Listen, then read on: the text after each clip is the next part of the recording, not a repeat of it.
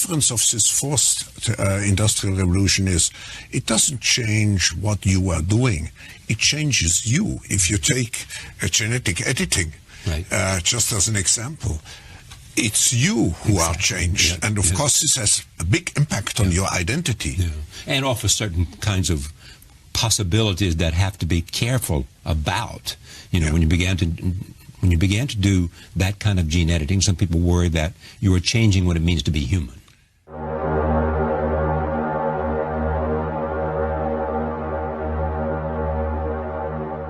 One final way that's new and is promising is called the RNA vaccine. With RNA and DNA, instead of putting that shape in, you put instructions in the code to make that shape. You put instructions in the code to make that shape. I mean, and we're taking things that are, genetically modified organisms, and we're injecting them in little kids' arms. We just shoot them right into the vein. Fast.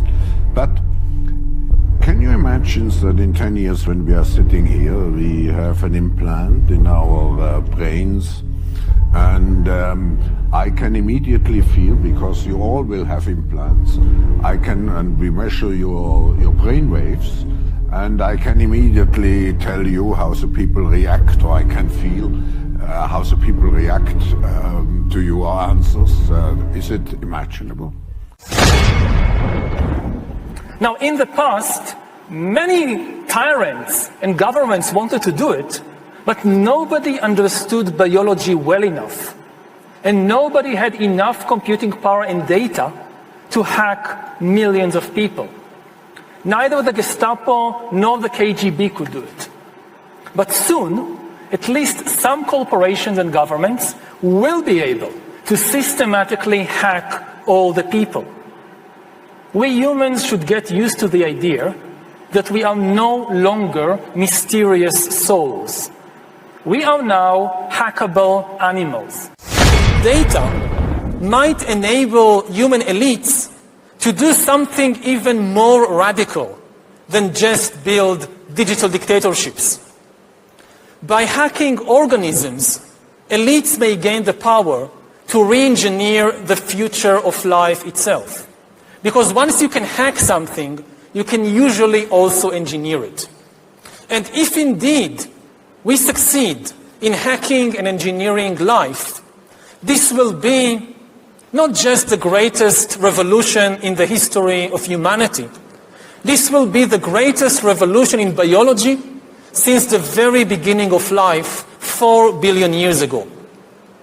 For 4 billion years, nothing fundamental changed in the basic rules of the game of life.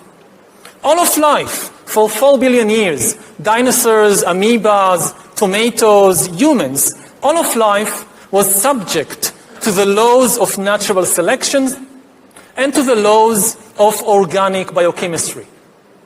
But this is now about to change. Science is replacing evolution by natural selection with evolution by intelligent design. Not the intelligent design of some god above the clouds, but our intelligent design and the intelligent design of our clouds. The IBM cloud, the Microsoft cloud, these are the new driving forces of evolution. And at the same time, science may enable life, after being confined for 4 billion years to the limited realm of organic compounds, science may enable life to break out into the inorganic realm. So after 4 billion years of organic life shaped by natural selection, we are entering the era of inorganic life shaped by intelligent design. So does the data about my DNA, my brain, my body, my life, does it belong to me, or to some corporation, or to the government, or perhaps to the human collective? Humans are now hackable animals. You know, the whole idea that humans have, they have this soul or spirit and they have free will and nobody knows what's happening inside me. So whatever I choose, whether in the election or whether in the supermarket, this is my free will, that's over. free will, that's over. That's over.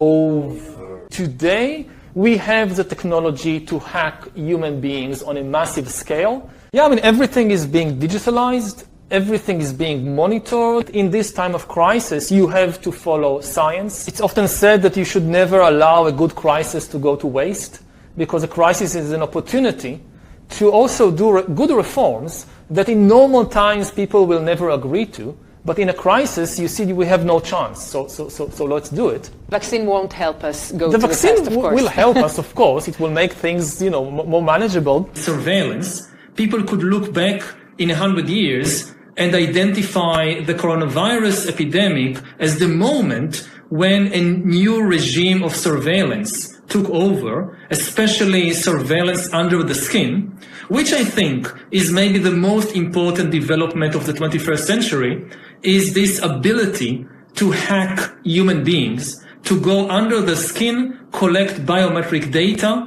analyze it, and understand people better than they understand themselves. This, I believe, is maybe the most important event of the 21st century. One of the features of this fourth industrial revolution is that it doesn't change what we are doing, but it changes us. The difference of this fourth industrial revolution is it doesn't change what you are doing, it changes you. If you take genetic editing, right. Just as an example, it's you who are changed, and of course this has a big impact on your identity. Yeah. And offers certain kinds of possibilities that have to be careful about.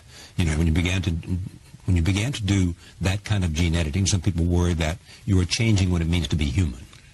That's the problem. And of course, the new industrial revolution offers us many opportunities, but it raises manifold questions on the ethical, but even legal implications.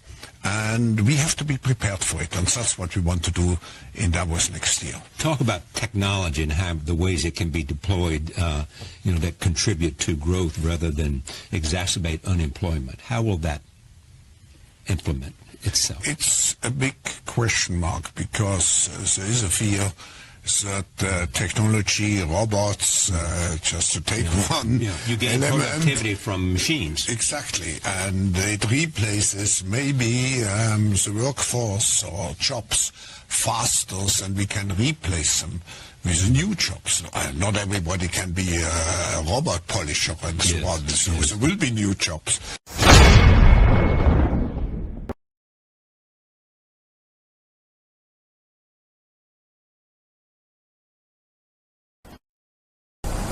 More than 100 years ago, Rudolf Steiner wrote the following: "In the future, we will eliminate the soul with medicine. Under the pretext of a healthy point of view, there will be a vaccine by which the human body will be treated as soon as possible directly at birth, so that the human being cannot develop the thought of the existence of the soul and spirit. Two materialistic doctors will be entrusted the task of removing the soul of humanity."